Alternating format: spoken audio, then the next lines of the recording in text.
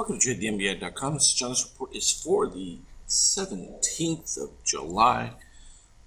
We're just kind of treading water here as the ABM catches up to us. We've successfully moved off of that 76% and basically have been treading water. We have cyan under red, so it's still within the buy configuration, but we've had a real drop off here of short-term buyers. So that's been giving us some wild ranges intraday where you're popping up, down, and then equilibrium-wise, you still end up towards the upside. From a NASDAQ standpoint, it's been much weaker simply because it needed to allow the S&P to catch up, in which case it has done that because it's down at 76, but it's had a much better run than the S&P overall, and still looking strong as you see the rejection of cyan to green coming from steel reset.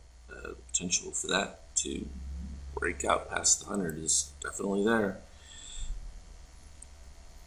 And the euro driving higher, still making a strong move, and that's just because again, we're getting a lot more conflicting reports out of the U.S. about whether or not there's going to be any consistency in the reopening. It doesn't appear to be the case, and I think that's driving a case for the euro, that at least you have an open economy for the most part throughout Europe.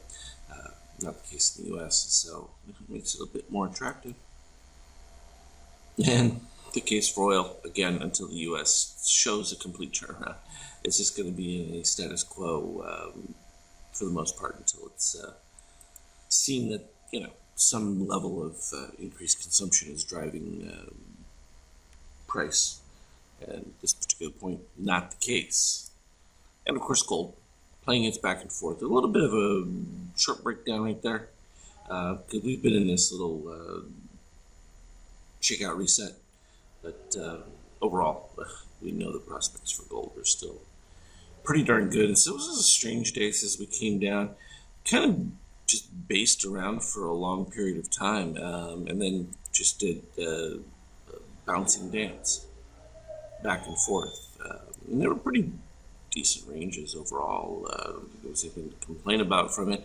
Not as dramatic as we've had in some cases, but still, you're putting in these same solid signals when you get the deep cross of orange, green crossover, and it corresponds to an uptick in Azure with the magenta cross, and boom, that one led to one of the better strong moves, and that was towards the end of the day. And then once again, just putting in these sell signals with the crossovers. And that's the kind of wave action. I mean, this is sort of like a beautiful depiction of it, where everything is literally just back and forth. One side has strength, the other side has, weakness, and then you flip it back, and that just creates the general roll. And in this particular case, you rolled enough to where you were just flat. Slightly lower, though, than the peaks, but we're still close enough to the highs that at any point we could jump through there. I think that that's literally going to be the question mark, whether or not we see Texas and or Florida have any further clampdowns based on increased infection rates. Of course, now we've reached that point where a lot of the protests and everything have been done, so now we get to see if it's going to result in an increase in mortality rates.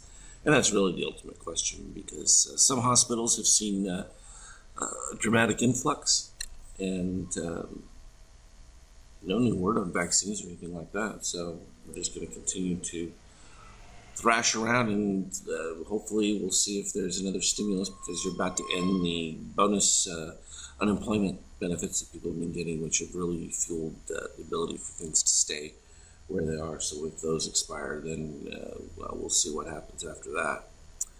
As always, though, I'll put up anything relevant on the Skype chat. Trade well.